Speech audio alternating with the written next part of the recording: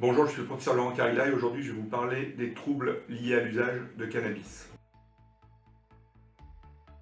Vous savez qu'il existe différentes formes de cannabis, l'herbe, une feuille séchée, la résine, qui sont des morceaux compacts de cannabis, le blunt c'est de l'herbe enroulée dans des feuilles de cigare, c'est plutôt utilisé et consommé aux États-Unis, mais c'est vrai que par toutes les vidéos de musiciens qui consomment des blunts, ce mode de consommation est aussi arrivé en France.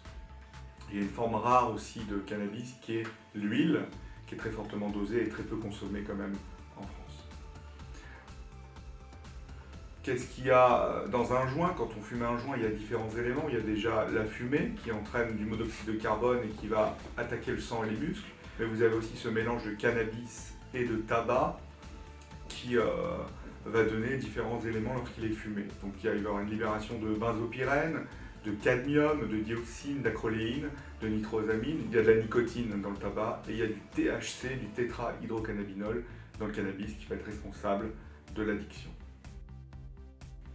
Il existe différentes façons de fumer du cannabis. La plus classique ce sont les joints, des cigarettes roulées avec un filtre ou non. Il y a aussi ce qu'on appelle les bangs qui sont des sortes de narguilés un peu trafiqués, un peu artisanaux. Et les douilles ce sont comme des stylos bic qu'on enfonce dans le bang pour inhaler le cannabis. Le problème des bangs, c'est que et des douilles, c'est très agressif pour le poumon, beaucoup plus que le joint qui est déjà agressif. Le THC est un véritable, le tétrahydrocannabinol qui se retrouve dans le cannabis est un véritable imposteur chimique au niveau du cerveau. Il va aller se fixer dans différents endroits du cerveau. Il va aller se fixer dans les zones de jugement, dans les zones des mouvements, dans les zones des sensations, dans les zones de la vision, de la coordination, de la mémoire et de la récompense. Il va se fixer un peu partout parce que dans notre cerveau, on a énormément de récepteurs appelés CB1 qui vont accueillir ce THC. Alors quand on fume, il y a une espèce de cinétique, une espèce d'histoire pharmacologique de cette intoxication aiguë. Dans les 5 à 10 minutes, on a des signes plutôt comme le cœur qui bat vite, la bouche sèche, des nausées, de l'angoisse, de la peur. Entre 20 et 60 minutes, on a des signes thymiques, de la tristesse ou de l'euphorie, des rires irrésistibles, de l'apaisement et de la somnolence parfois. Et au-delà de 60 minutes, ça peut aller jusqu'à 24 heures, voire plus, on peut avoir des idées délirantes, des idées d'interprétation, une modification de la perception du temps et de notre corps, et on peut avoir dans certains cas des hallucinations visuelles ou synesthésiques. Synesthésiques, on a l'impression d'être parcouru par des ondes ou des courants électriques à distance.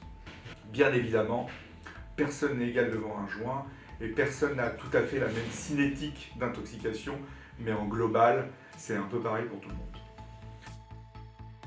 On peut aussi, lors d'un premier joint, faire des complications aiguës de type anxieuse, comme une attaque de panique, qu'on appelle un bad trip, on fait une crise d'angoisse.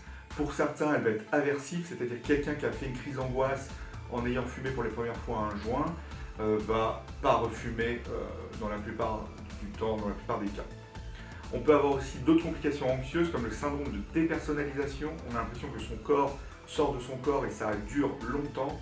On a l'impression que notre environnement n'est pas réel et ça peut durer quelques semaines à 1 an. Et donc ça inquiète beaucoup la personne qui fait ce syndrome.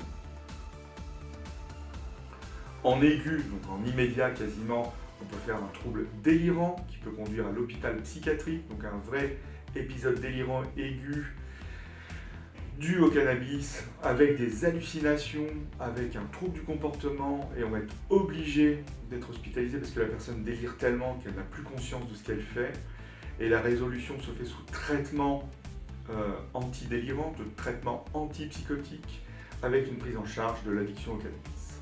Parmi les troubles délirants, en dehors de cet épisode délirant aigu, on peut avoir aussi ce qu'on appelle un effet parano, c'est un sentiment de persécution quasi constant. On peut avoir aussi dans très peu de cas, ça existe des flashbacks, c'est-à-dire des décharges à distance de notre cerveau de tétrahydrocannabinol qui vont entraîner des phénomènes un peu délirants. Quand on est addict, le syndrome de manque au cannabis existe. Il est présent dans plus de 50% des cas, avec des signes fréquents et des signes moins fréquents. Les signes fréquents de manque sont de la colère ou de l'agressivité, de l'anorexie ou de la perte de poids, une irritabilité, une angoisse ou une nervosité, une déambulation, des insomnies et des rêves étranges. Et les signes moins fréquents peuvent être des frissons, une humeur dépressive, des douleurs abdominales, des tremblements et des sueurs. En gros, il débute 24 heures après, ce syndrome de manque, 24 heures après avoir arrêté.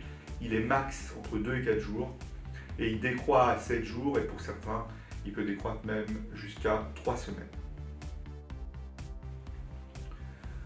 En France, les joints contiennent à la fois du cannabis et du tabac, donc il faut prendre en compte ces effets combinés de tabac et cannabis, donc une potentialisation de ces effets avec des risques pour notre corps. Au niveau du cœur, on peut faire des infarctus, on peut faire des accidents vasculaires cérébraux, on peut faire des artérites des membres, on peut faire des bronchites chroniques, il y a un risque de cancer qui est mixte et il y a des conséquences aussi gynécologiques et obstétricales chez la maman qui fume. Il y a d'autres complications qui s'appellent le syndrome amotivationnel. C'est quoi? Ça ressemble à une dépression en gros.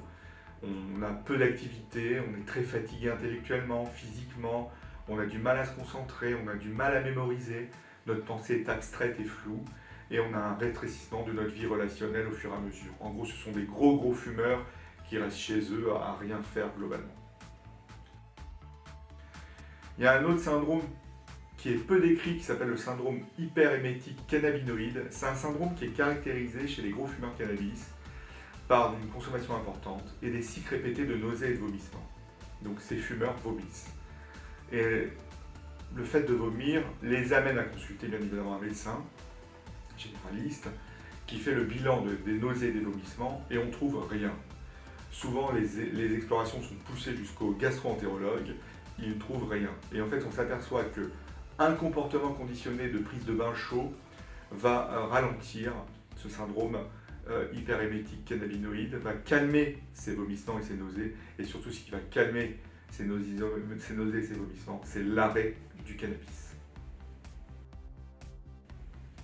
Il y a des troubles psychiatriques et addictifs associés à l'addiction au cannabis, donc comme on l'a vu, des attaques de panique, mais ça peut être aussi l'aggravation de maladies anxieuses préexistantes, comme des TOC, comme des troubles paniques.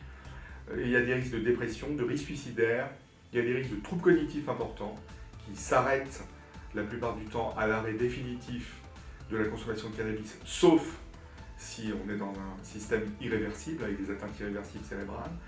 Il y a un risque d'épisode délirant aigu, on l'a vu, et il y a des risques de décompensation de schizophrénie et de troubles bipolaires. Le cannabis ne rend pas schizophrène, le cannabis ne rend pas bipolaire, le cannabis va accélérer ou réveiller la maladie. Et l'escalade cannabis vers d'autres drogues n'existe pas, parce qu'on l'entend souvent, c'est une idée reçue, c'est pas parce qu'on fume du cannabis qu'on va consommer d'autres drogues après, ça dépend de plein d'autres facteurs. Voilà, vous aurez un test pour évaluer votre comportement de consommation au cannabis, ça s'appelle le test CAST. Je vous remercie.